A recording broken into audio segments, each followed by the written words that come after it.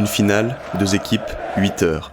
Le 29 mai 1985, des maris, des mères, des fils sont partis le matin, sourire aux lèvres, animés par la passion du football. Ils partent de Turin, Liverpool, Bologne, Dublin pour se rendre à Bruxelles et soutenir leurs couleurs. Certains ont l'écharpe rouge autour du cou, d'autres le maillot noir et blanc sur les épaules. Les uns parlent un anglais chantant, les autres chantent en italien. D'un côté ou de l'autre, ils sont les mêmes au fond. Ils regardent le stade avec leurs yeux d'enfant.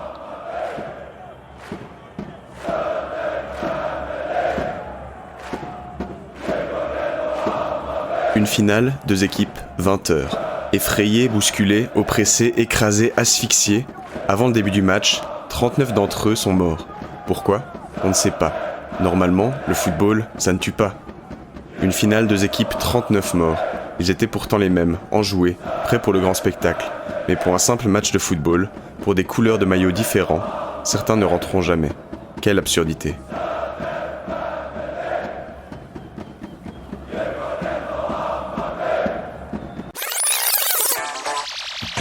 Je pense qu'il ne faut pas politiser le sport.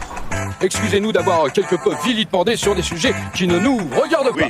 Il y a toujours eu des relations très étroites entre le sport et la politique. De toute façon, c'est pas grave puisque les téléspectateurs ne nous regardent pas.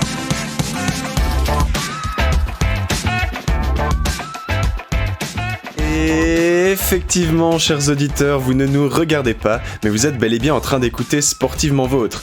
Et dans l'épisode d'aujourd'hui, on va parler football. Mais loin des paillettes ou des anecdotes fabuleuses auxquelles nous habitue normalement le rectangle vert, on va plutôt se tourner vers l'une des pages les plus sombres de l'histoire de ce sport, en abordant la catastrophe du Heysel de 1985. Cet événement tragique qui a vu mourir 39 personnes nous permettra d'aborder un sujet aussi sensible que passionnant, à savoir la relation ambiguë entre le sport et la violence, notamment dans les gradins. Pour ce faire, on reviendra dans la première partie de l'épisode sur les racines de la violence des supporters dans le sport, sur le hooliganisme, comment s'est construite la figure du hooligan, puis on abordera en seconde partie, plus en détail, le drame de 1985 à Bruxelles, ses causes et ses conséquences. Enfin, on terminera par se poser la question de l'héritage d'après 85, à travers une réflexion un peu plus large, un peu plus globale, sur le problème de la violence dans le sport. Est-ce que vous êtes prêts ? D'autres royaumes qui se situent cette fois en Grande-Bretagne. Vous savez que les supporters anglais sont souvent très violents. Ils en ont fait la preuve très récemment en provoquant même des blessés. Écossais, Irlandais et surtout Anglais, ce sont les plus virulents.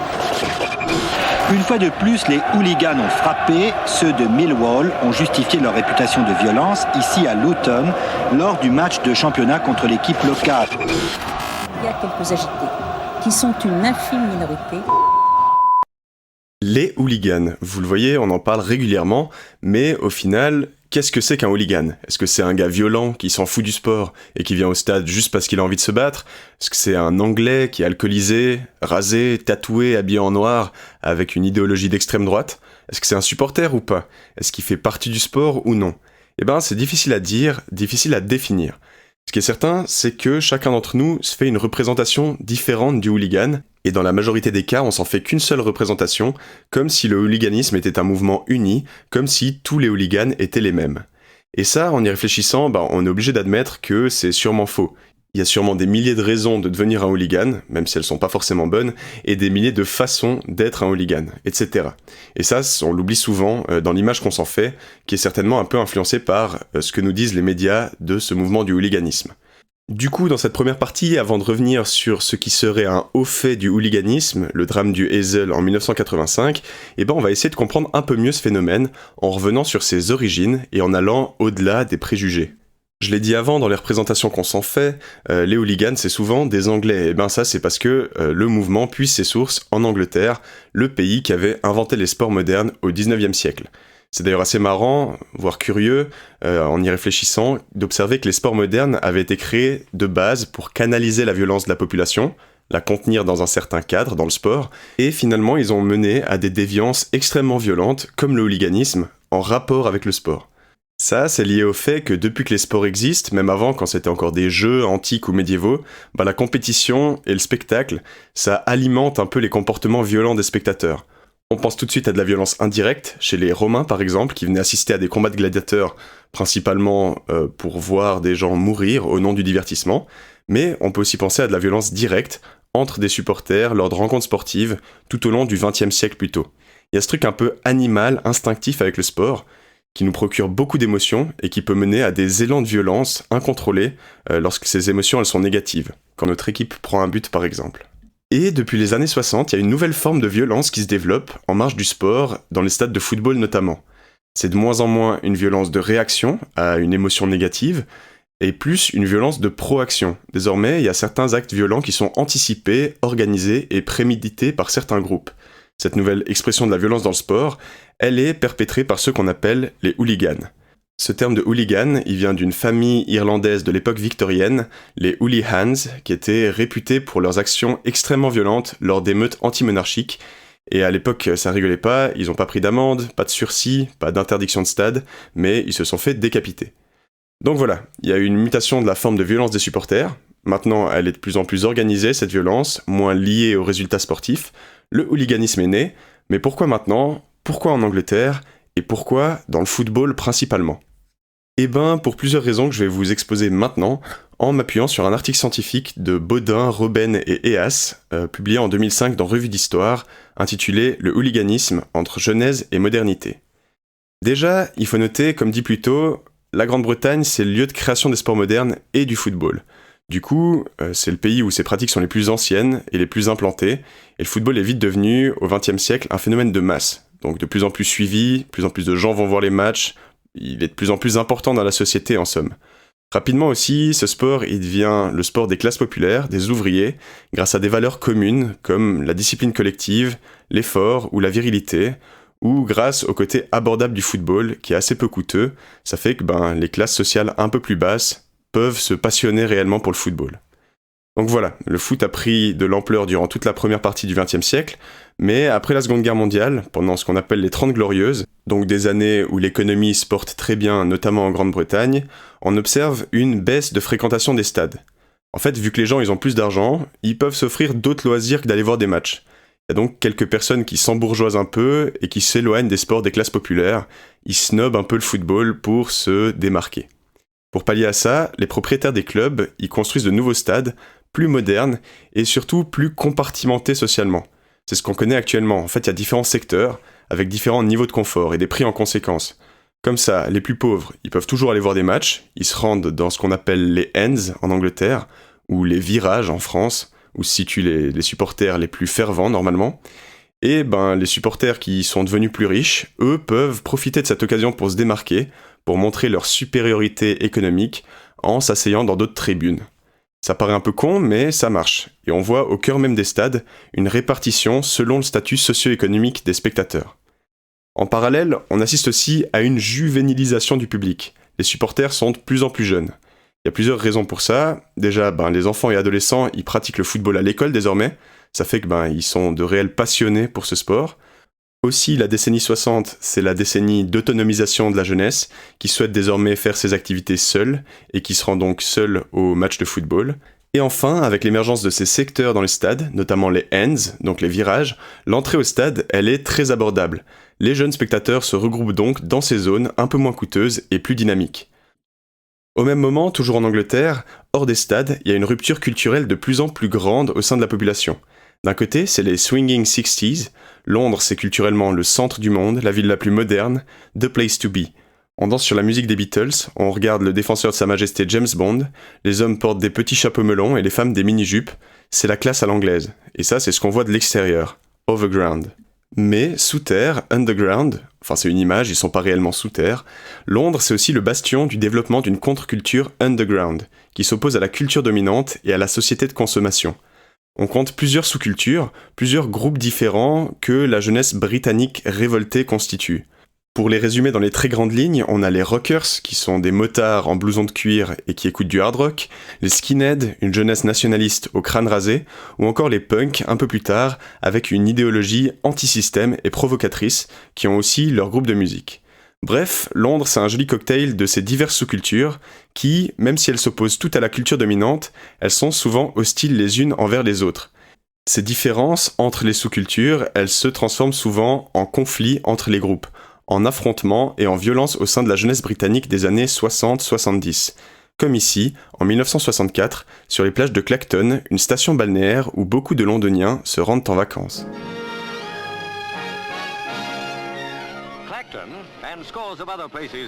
Clacton et plusieurs autres endroits en Grande-Bretagne se félicitent d'accueillir les vacanciers durant le week-end du Bank Holiday depuis plusieurs années. À la plage, des millions de personnes se détendent comme s'il n'y avait rien d'autre au monde qui importait.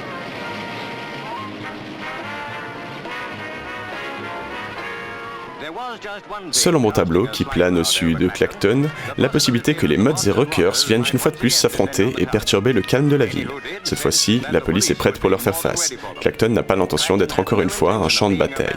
Nous en sommes vraiment arrivés au point où les gens ne peuvent plus prendre un week-end de congé sans la menace que celui-ci soit gâché par des jeunes aux cheveux longs avec des couteaux qui s'adonnent à une orgie de hooliganisme. Heureusement, les enfants ne savaient rien de tout ça et passeront un merveilleux moment.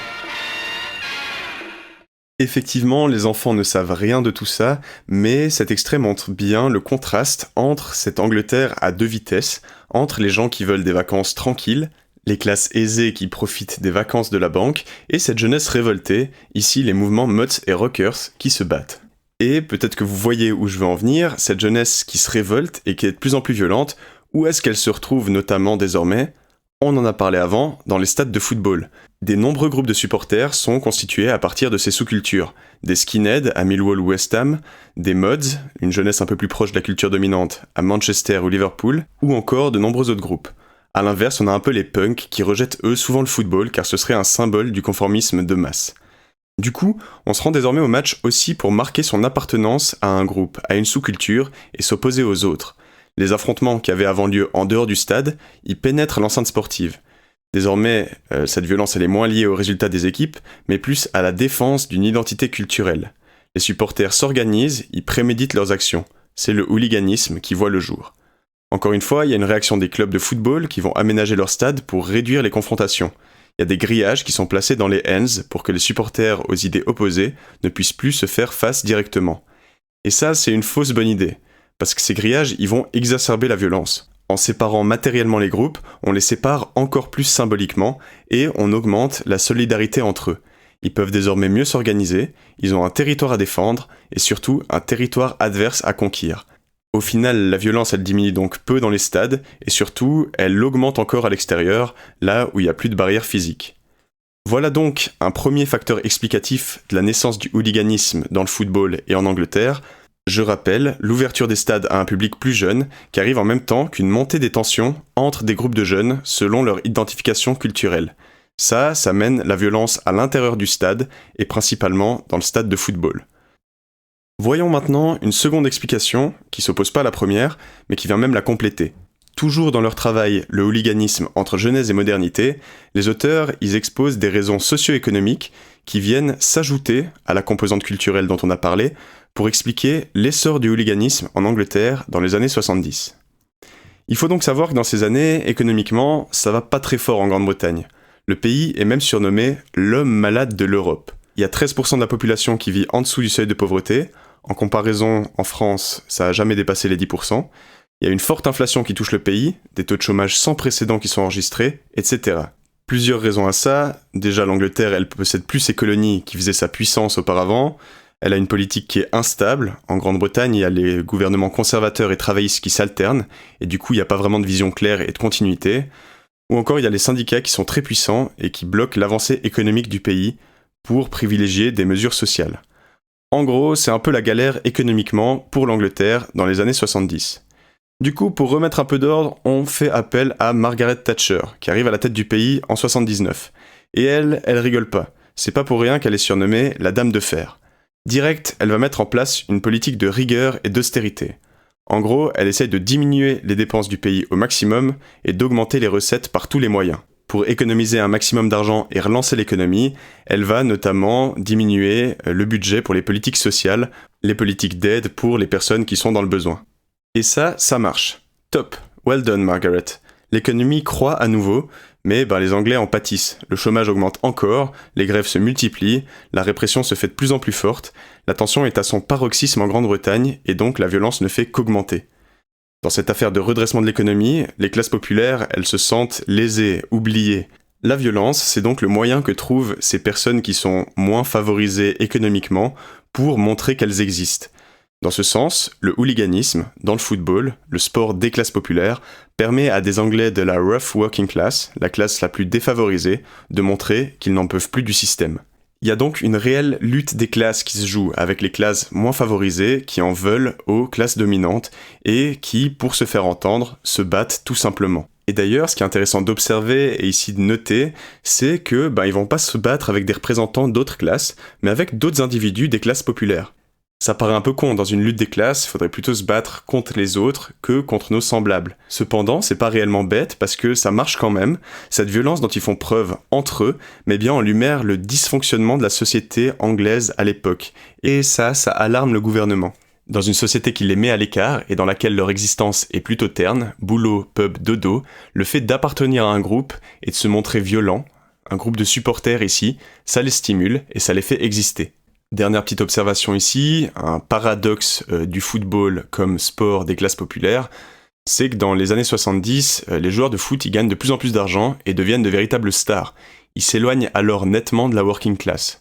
On a donc désormais une majorité de supporters qui n'est pas favorisée économiquement, qui va voir jouer et paie le salaire, il faut le dire, d'athlètes qui ont connu une ascension sociale et qui font désormais partie des classes aisées.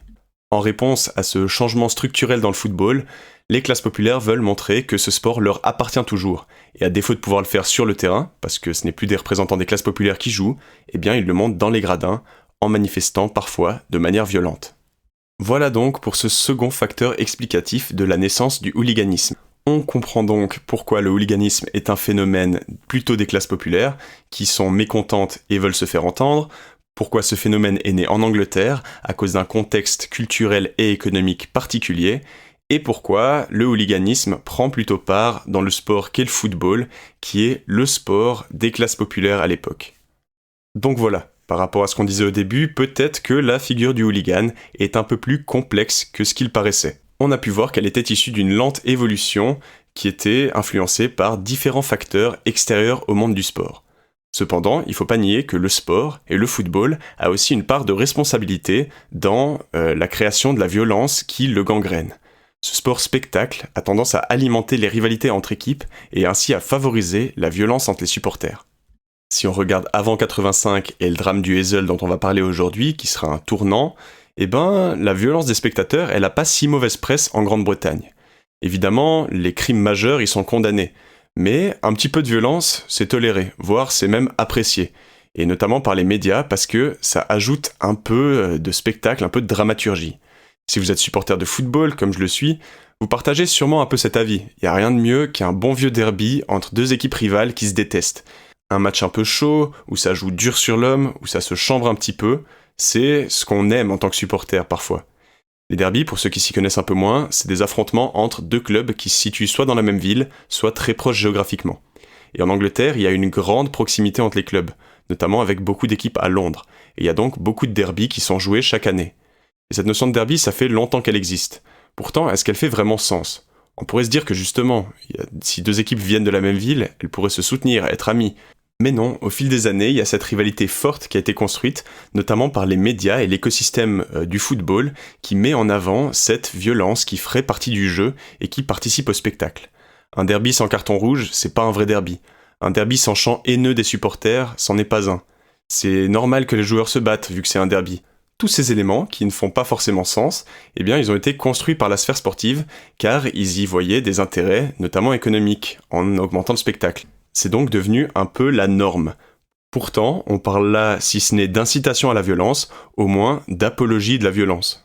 Pour montrer cette participation de l'écosystème footballistique au développement du hooliganisme ici en Angleterre, on peut parler des médias qui, en relayant les événements violents qui se passent dans les travées des stades, ils donnent aux groupes de supporters une sorte de tribune pour faire parler d'eux. Et ainsi, la violence augmente, ce qui attire de nouveaux membres, etc. Il y a même une Thugs League, ligue de voyous littéralement, qui a été créée dans les années 80 par les médias anglais pour classer les clubs selon le niveau de violence de leurs supporters, dans le but de dénoncer, soi-disant. Mais vous voyez bien le problème, les groupes ont envie de faire parler d'eux, de gagner, et encore une fois, la violence augmente. Le hooliganisme est devenu pour certains jeunes une sorte de culte à cause de la publicité faite par les médias. Il y a plus de jeunes, explique-t-il, qui veulent joindre ces gangs dont parle la télé, et voilà comment on arrive à la situation actuelle. Ce supporter britannique résume bien la situation. En donnant de la visibilité au hooliganisme, le phénomène attire la jeunesse et continue de grandir. Voilà, on a donc un phénomène de violence qui est né en Angleterre dans un contexte de crise sociale et qui pénètre les stades de football. Aussi parce que le foot favorise cette violence. Le hooliganisme, comme le football un siècle plus tôt, va lui aussi s'exporter sur le continent dans une escalade de la violence aux conclusions tragiques. Est-ce que cela mènera à une prise de conscience globale, à un essoufflement de la violence dans le sport ? Je vous laisse quelques minutes pour y réfléchir, le temps de faire notre traditionnelle rubrique musicale. 1, 2, 1, 2, 3, 4. Et pour le morceau du jour dont on va parler, je vous rappelle qu'il est disponible dans la playlist qui est jointe à l'épisode, que vous pouvez trouver en description. Il s'agit de London Calling de The Clash, un groupe punk rock britannique aux idées contestataires. Et oui, Londres au bout du fil, London Calling. C'était les mots qu'utilisait la BBC lorsqu'elle s'adressait aux pays européens occupés durant la Seconde Guerre mondiale. Les Clash, en reprenant la fameuse formulation en 1979, mettent en avant la crise presque semblable à une guerre mondiale que traverse la Grande-Bretagne dans les années 70. Une crise économique, évidemment, dont on a parlé juste avant, The wheat is growing thin, le blé pousse bien maigre, qui fait référence à la pénurie de céréales et à l'augmentation du prix du blé, qui fait mal aux Britanniques, notamment les moins favorisés, qui ont de la peine à s'en fournir. Engines stop running, les moteurs ne fonctionnent plus. Depuis la crise du pétrole en 1973, les prix ont nettement augmenté, de multiples grèves de mineurs ont lieu en parallèle, du coup l'énergie se fait rare et chère. De nombreuses entreprises sont donc contraintes de mettre la clé sous la porte. Crise économique donc, mais surtout, l'Angleterre traverse une crise identitaire. Les Clash parlent de ce monde underground qui voit peu à peu le jour. En effet, la contre-culture punk dont est issu le groupe a explosé et est venue presque remplacer la culture dominante. Pour l'illustrer, le chanteur Joe Strummer fait référence à la stupide Beatlemania qui a mordu la poussière. Les Beatles se sont séparés et d'autres groupes musicaux, aux influences plus underground, les ont remplacés. Mais du coup, la contre-culture et le punk sont devenus presque mainstream, à l'opposé de l'idéologie de base du mouvement. C'est donc la fin d'une ère pour la contre-culture britannique et pour le groupe The Clash. Bref, London Calling, parce que la Grande-Bretagne va mal. London Drowning, Londres est en train de couler, parce que la population devient de plus en plus violente et les confrontations avec les forces de l'ordre se font de plus en plus fréquentes. Comme le disent les paroles de la chanson, I don't wanna shout, but while we were talking, I saw you nodding out. Je veux pas crier, mais quand on parlait, je te voyais juste hocher la tête. En gros, on veut pas crier, mais quand on parle simplement, les autres ne nous écoutent pas, ce qui mène à l'utilisation de la violence, comme solution pour se faire entendre. Et là, on revient sur ce dont on a parlé avant. La violence utilisée par les hooligans, c'est le moyen d'exprimer leur mécontentement face à une société qui ne les écoute pas. Ils le savent, si Londres coule, ils seront les premiers emportés car ils vivent près de la rivière. C'est une traduction des paroles, les hooligans n'habitent pas forcément au bord de la rivière. Enfin, il me semble, faudrait peut-être étudier la question. Bref, pour continuer la métaphore aquatique, cette rubrique musicale nous a permis de nous mettre dans le bain, de nous plonger dans les années difficiles pour la Grande-Bretagne qui voit émerger le hooliganisme. Il est maintenant temps d'en venir aux faits. Concrètement, est-ce que ces pauvres hooligans, poussés à le devenir par une société injuste, comme je le dis depuis tout à l'heure, est-ce qu'ils sont si méchants que ça finalement ?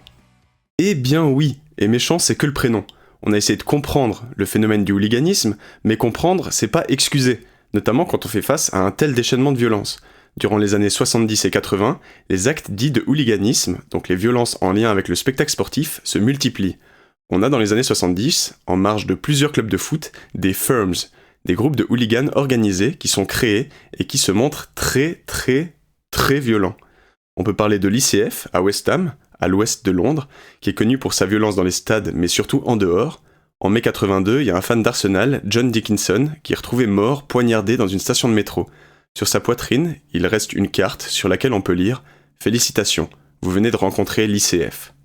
Il y a aussi le Service Crew, groupe d'hooligans de Leeds, qui est très actif, et aussi sur la scène européenne, vu que leur équipe performe bien et est souvent qualifiée pour aller jouer les compétitions internationales. C'est pas rare donc que le Service Crew se montre violent hors d'Angleterre. Ailleurs aussi, même si on en parle moins, les supporters de football se montrent violents. Aux Pays-Bas, on a aussi des sortes d'affrontements organisés entre firms. En Italie, on a des groupes d'ultras qui sont formés, souvent en lien avec le crime organisé. En France, il y a aussi des groupes d'ultras qui se forment, mais qui se montrent moins violents dans un premier temps. Vu que des groupes de supporters sont formés un peu partout en Europe, il y a une sorte de concurrence qui se crée entre les différents pays. Qui aura les supporters les plus chauds ?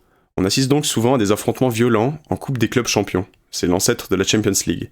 En 1984, la finale de la compétition oppose Liverpool à l'AS Rome. Et, coïncidence, le match se joue cette année-là dans la capitale italienne, au stade olympique.